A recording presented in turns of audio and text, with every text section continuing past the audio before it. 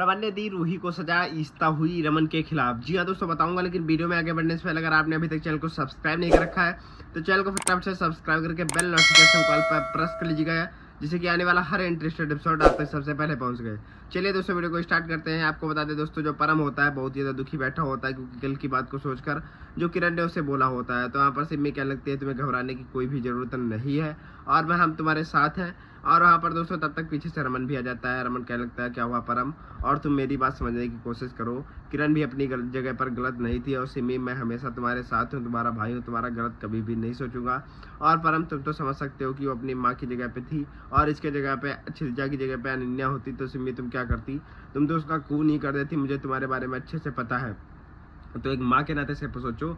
परम भी गलत नहीं था, हम लोग जानते हैं परम सुधर चुका है, लेकिन वो किरण नहीं जानती कि परम सुधर चुका है, इस वजह से ऐसा बोला है। अपनी अपनी जगह पर सब सही है और कोई भी गलत नहीं है। तो आप पर सिम्मी कहने लगती है, भाई आप रहने ही दो, आप तो उसका ही साथ दोगे, मुझे पता था। तो आप इस तक लेकिन समझा रहा होता रमन, लेकिन समझ में नहीं आता है सिम्मी के। परम कहता है, हाँ तो रमन साहब सही सही कह रहे हो। दूसरी तरफ क्या होता है आपको बता दे, जो ईशिता होती है और रूही होती है, तो रूही जा रही होती है निखिल के साथ लंच करने के लिए बाहर। तो वहाँ पर दोस्तों ईशिता की जो नौकरानी होती है पूछने लगती है, क्या खाना बना दूँ भाभी। तो आप ईशिता कहने लगती है, सबके लिए खाना लगा दो। तो रूही कहने लगती है, मुझे खाना नहीं खाना मम्मा, मैं जा रही हूँ निखिल के साथ लंच पर। तो आप ईशिता कहने लगती है, तुम निखिल को लंच से मना कर दो, और तुम्हें पता है ना कि तुम्हारे पापा इकट्ठा कॉन्सेप्टिव लेकर हैं निखिल को, और उसके विरुद्ध तुम कैसे जा सकती होंगे, उसके गेस्ट कैसे जा सकती हो।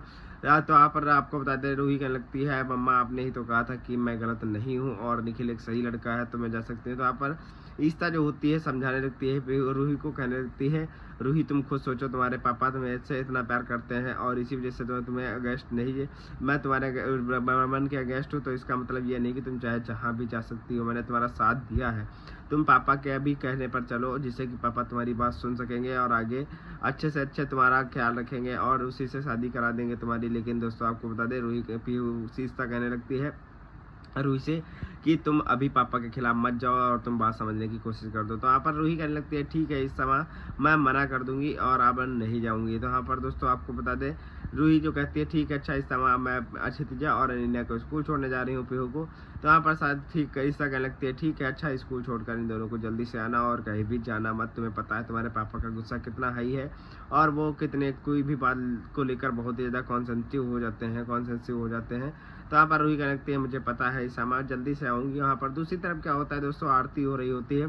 तो यहाँ पर दोस्तों कहने लगते हैं सब बिना आरती ले चले जाते हैं अंदर। तो यहाँ पर लंच के लिए कुछ नहीं बना होता। तो यहाँ पर कहते हैं बुला दे। तो यहाँ पर इस तरह कहते हैं किसी को भी बुलाने की जरूरत नहीं है, रमन भी होता है। तब तक दोस्तों दूसरी तरफ रूही आदि को रोक लेती है और आदि से कहने लगती है, आदि भैया मुझे आपसे बात करनी है। तो आदि कहने लगता है रूही से, मुझे तुमसे कोई भी बात नहीं करनी है। तो यहाँ पर दोस्तों रूही कहने लगते हैं, क्यों नहीं बात करनी है, आप मुझसे बात करिए, मुझे आपसे बात करनी है। तो यहाँ पर आदि कहने लगता है, ठीक है मुझे ऑफिस जाने दो, मुझे कोई भी बात नहीं करनी है। सारे लोग इकट्ठा हो जाते हैं, हालिया भी देख रही होती है एक तरफ से। तो यहाँ पर रूही कहने लगती है, आप बात क्यों करोगे, मेरे प्रोजेक्ट्स जिनको आपको पता था कि अच्छे से मैंने उन पर कितनी मेहनत की है, वो तो आपके पास हो गए हैं, तो आप मुझसे बात क्यों ही करोगे। और पापा ने बहुत ही गलत किया है मेरे प्रोजेक्ट्स तुमको देकर, और मेरे प्रोजेक्ट्स मुझे वापस कर दो। आपको खुद से पता है कि मैंने उन पर कितनी ज़्यादा मेहनत की है और कितना उन पर मैंने खून पसीना ये किया है। तो यहाँ पर आदि कहने लगता है, मुझे पता है, लेकिन मुझको पापा ने दिए हैं और मैं वो तुझे वापस नहीं कर सकता हूँ और कभी भी नहीं करूँगा। तब तक रमन भी देख रहा होता है पीछे।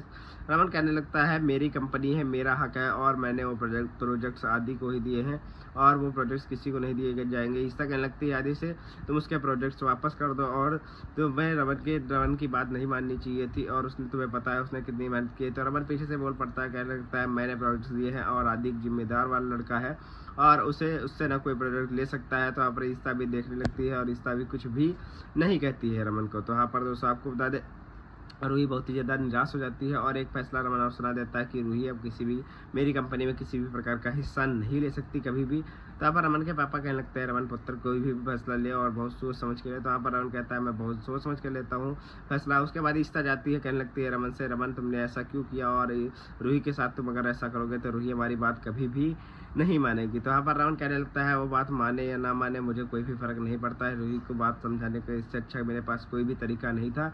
अब मुझे मैं कभी भी वो प्रोजेक्शन नहीं दूंगा। तो ईसा कहने लगती है इसे तुमने बहुत ही गलत किया। जब तक शगुन भी आ जाती है पीछे से कहती है क्या हो रहा है, तो यहाँ पर मिहिका बताने लगती है, कहने लगती है इन दोनों में आजकल बहुत ही ज़्यादा लड़ाई चल रही है और आज मम्मी को मैं बहुत ही ज़्यादा मिस कर रही हूँ, इसी वजह से कि मम्मी होती तो इन दोनों की लड़ाई बहुत ही ज़्यादा कम हो जाती है। शगुन कहने लगती है क्या हो रहा है गाइस यहाँ पर ईसा। रमन शगुन को देख लेते हैं, कहते हैं कुछ नहीं, ऐसे ही आपस में बात चली। बाद में चैनल को सब्सक्राइब किया, सब्सक्राइब लीजिए। मिलते हैं नेक्स्ट टाइम, धन्यवाद, टाटा बाय बाय।